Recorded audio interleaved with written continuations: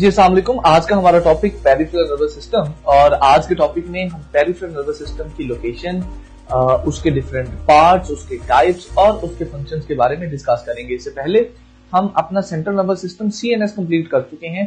This is the final portion of the human nervous system, जिसको हमने आज discuss करना है। पेरिफेरल नर्वस सिस्टम को स्टार्ट करने से पहले मैं चाहूंगा कि हम थोड़ा सा ओवरव्यू कर ले। बेटा, हमने इससे पहले पढ़ा क्या है? देखिए, हमने इनिशियली जब ह्यूमन नर्वस सिस्टम स्टार्ट किया था तो हमने ये अंडरस्टैंड किया था कि ह्यूमन नर्वस सिस्टम के दो पार्ट हैं, CNS and PNS। We started the CNS, हमने ब्रेन को पढ़ा, हमने स्पाइनल कॉर्ड को पढ़ा। तो ये जो पहला इमेज है हमारे पास, जो नर्वस सिस्टम का सेंट्रलाइज्ड पार्ट है, वो हमने कंप्लीट कर लिया होगा। आज हमने नर्वस सिस्टम के उस पार्ट को छेड़ना है जो बॉडी में फैला हुआ है, मींस पेरिफेरल नर्वस सिस्टम। तो आइए जरा इसको स्टार्ट करते हैं जनाब। पेरिफेरल नर्वस सिस्टम जो है ना मेरा बच्चा, ये जो फैला हुआ पूरी बॉडी में आपको नजर आ रहा है, इसके बारे में हम कहते हैं कि ये दो चीजों से मिलकर बना होता है। जो हमारा सेंट्रल नर्वस सिस्टम था वो तो देखिए एक ही चीज से मिलकर बना हुआ था, न्यूरॉन्स से।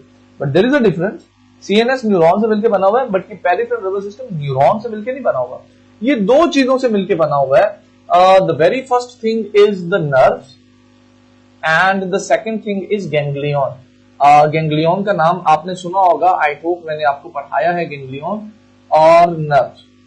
तो ये दो चीजों से मिलकर बना होता है पेरिफेरल नर्वस सिस्टम, गैंग्लियन और नर्व्स। गैंग्लियन के बारे में आई होप आपको याद होगा कि ये ऐसे स्ट्रक्चर्स हैं जो न्यूरॉन्स की सेल बॉडी से मिलके बनी होती हैं, और नर्व्स ऐसी चीजें हैं जो एक्सॉन से मिलके बने होते हैं। अब ये जो हमारा पूरे का पूरा पेरिफेरल नर्वस सिस्टम है ना बेटा, इसमें सारी नर्व्स एक तरह की तो नहीं होती। पेरिफेरल नर्वस सिस्टम की नर्व्स की दो टाइप्स हैं। इसका मतलब ये है कि ये दो तरह की नर्व से मिलके बनता है ये पूरे का पूरा पेरिफेरल नर्वस सिस्टम। और वो जो नर्व्स हैं वो हैं जनाब spinal nerves and cranial nerves. So हमारे पास नर्व्स की हो गई दो टाइप्स, क्रेनियल नर्व्स और स्पाइनल नर्व्स।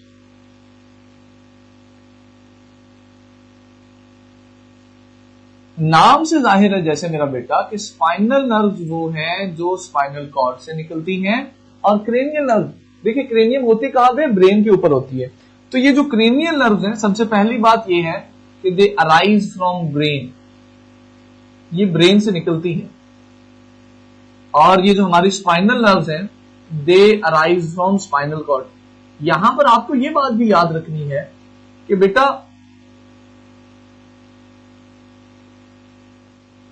ये हमारे पास जो क्रेनियल और स्पाइनल नर्व है, ये सेंट्रल नर्वस सिस्टम का हिस्सा नहीं है, ये हमारे पेरिफेरल नर्वस सिस्टम का हिस्सा है। ये निकल ब्रेन से ही नहीं है, I agree with you, I understand this, but ये हमारे जो सेंट्रल नर्वस सिस्टम है उसका हिस्सा नहीं है, बल्कि ये बुनियादी तौर पर पेरिफेरल नर्वस सिस्टम का हिस्सा है। तो पहला पॉइंट हमारा ये हो गया कि ये जो हमारी क्रेनियल नर्व्स है ये ब्रेन से निकली हैं, और जो स्पाइनल नर्व्स है ये स्पाइनल कॉर्ड से निकली है।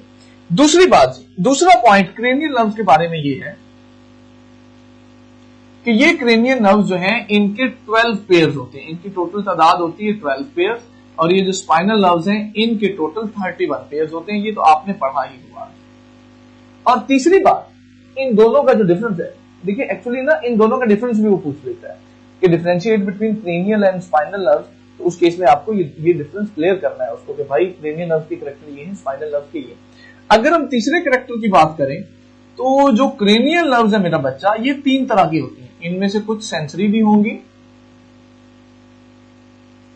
इनमें से कुछ मोटर भी होंगी, और इनमें से कुछ जो है वो मिक्स्ड नर्व्स भी हो सकती हैं। बट आपने स्पाइनल नर्व्स के बारे में पढ़ा था कि ये सारी की सारी मिक्स्ड नर्व्स होती हैं जनाब। So the cranial nerves can be of 3 types, but जो मिक्स जो हमारी स्पाइनल नर्व्स हैं वो सिर्फ और सिर्फ मिक्स्ड नर्व्स होती हैं। अब ये जो हमारी सेंसरी जो स्पाइनल नर्व्स हैं और क्रेनियल नर्व्स हैं मेरा बेटा, जो दो नर्व्स की टाइप्स हैं जो PNS बनाती हैं, ये नर्व्स एक्चुअली बॉडी में दो तरह के पाथवे बनाती हैं। ये नर्व्स, एक तो पाथवे है जिसको हम कहते हैं सेंसरी पाथवे, एक तो ये सेंसरी पाथवे बनाती हैं, और दूसरा ये मोटर पाथवे बनाती है। इन दोनों पाथवेज का डिफरेंस समझना भी आप लोगों के लिए बहुत जरूरी है। ये सेंसरी पाथवे जो है ना, ये मेरा बेटा वो रास्ता है जिसके थ्रू ये नर्व्स इंफॉर्मेशन लेके कोऑर्डिनेटर तक आती है। यानी सेंसरी पाथवे वो पाथवे होगा हमारा जनाब जिसके थ्रू जो नर्व इंपल्स है वो मूव करती है फ्रॉम रिसेप्टर टू कोऑर्डिनेटर।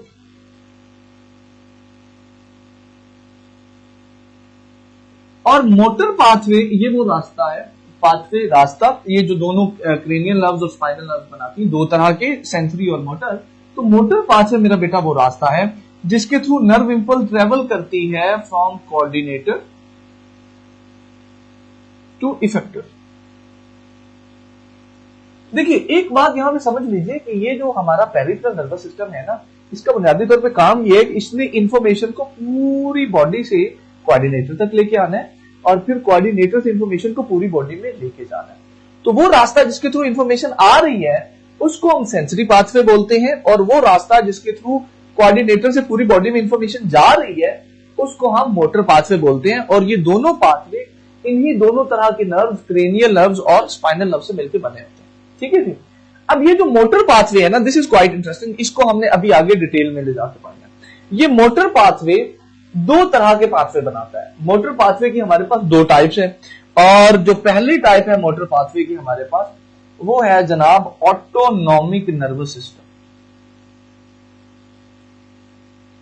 ये जो ऑटोनॉमिक नर्वस सिस्टम है ये मेरा बच्चा हमारी बॉडी के वॉलंटरी एक्शंस को कंट्रोल करता है। यानी वो एक्शंस जो हमारे कॉन्शियस कंट्रोल में है, उन एक्शंस को कंट्रोल करने का काम ये ऑटोनॉमिक नर्वस सिस्टम करता है। और इसमें जो ज्यादातर नर्व इंपल्स जाती है वो स्केलेटल मसल्स की तरफ जाती है। देखिए याद रखिए हमारी बॉडी के जितने भी वॉलंटरी एक्शंस है ना वो कहीं ना कहीं स्केलेटल मसल्स के साथ एसोसिएटेड होंगे ज्यादातर। तो ऑटोनॉमिक नर्वस सिस्टम हमारे मोटर पाथवे का वो हिस्सा है जो हमारे वॉलंटरी एक्शंस कंट्रोल करता है और नर्व इंपल्स को स्केलेटल मसल्स की तरफ भेजता है। मोटर पाथवे का जो दूसरा हिस्सा है उसको हम मेरा बेटा कहते हैं सोमैटिक नर्वस सिस्टम। और ये जो सोमैटिक नर्वस सिस्टम है ये हमारी बॉडी के इनवॉलंटरी एक्शंस को कंट्रोल करता है। और ये जो इनवॉलंटरी एक्शंस हैं याद रखिए ये ज्यादातर होते हैं कार्डियक मसल्स के थ्रू, ये होते हैं स्मूथ मसल्स के थ्रू, और ये होते हैं ग्लैंड्स के थ्रू। तो सोमैटिक नर्वस सिस्टम में जो नर्व इंपल्स भेजी जाती है, जो मैसेज भेजा जाता है वो इन तीनों असहाब को भेजा जाता है, कार्डियक मसल्स को, स्मूथ मसल्स को और ग्लैंड्स को। बात यहां पे खत्म नहीं होती, हमारे लेक्चर की आखिरी बात अभी रहती है और वो ये है बेटा कि सोमैटिक नर्वस सिस्टम को भी हमने दो हिस्सों में, दो टाइप्स में डिवाइड किया हुआ है। आइए जरा उसको भी अंडरस्टैंड कर लेते हैं। हमारे पास है जी सोमैटिक नर्वस सिस्टम, इसमें भी दो पॉसिबिलिटीज है। सोमैटिक नर्वस सिस्टम में भी हमारे पास है जी दो पॉसिबिलिटीज। या ये हो सकता है कि आपकी बॉडी में सिंपैथेटिक नर्वस सिस्टम एक्टिव हो,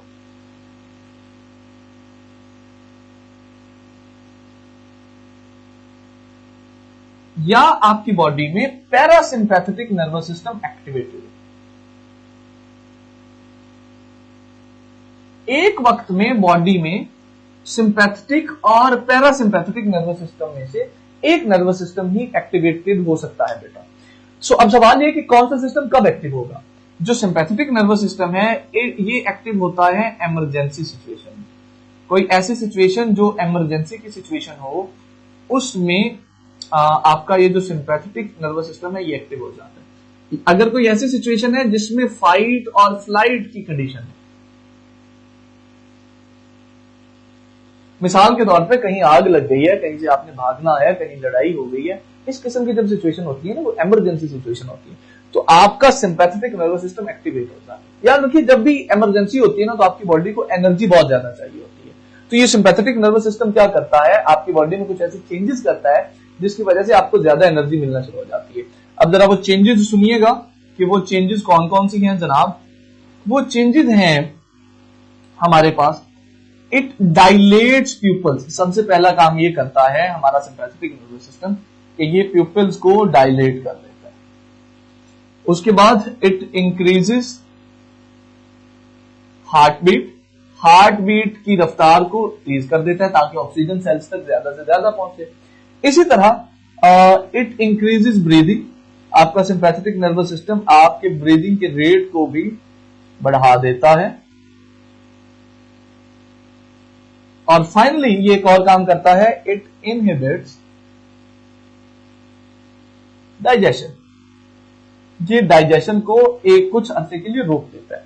तो ये कुछ चेंजेस करता है आपका sympathetic nervous system in the emergency situation, और जब ये चेंजेस होती हैं तो उसकी वजह से बॉडी को ज्यादा मौका मिलता है उस इमरजेंसी सिचुएशन के खिलाफ लड़ने का। ऑन द अदर हैंड ये जो सिंपैथेटिक नर्वस सिस्टम है ये आपका नॉर्मल हालात में एक्टिवेटेड होता है। फर्ज कीजिए आपकी इमरजेंसी सिचुएशन गुजर गई है, अब हालात नॉर्मल हो गए हैं, तो अब सिंपैथेटिक नर्वस सिस्टम बंद हो जाएगा, क्लोज हो जाएगा, शट डाउन हो जाएगा और पैरासिम्पैथेटिक नर्वस सिस्टम एक्टिवेटेड हो जाएगा।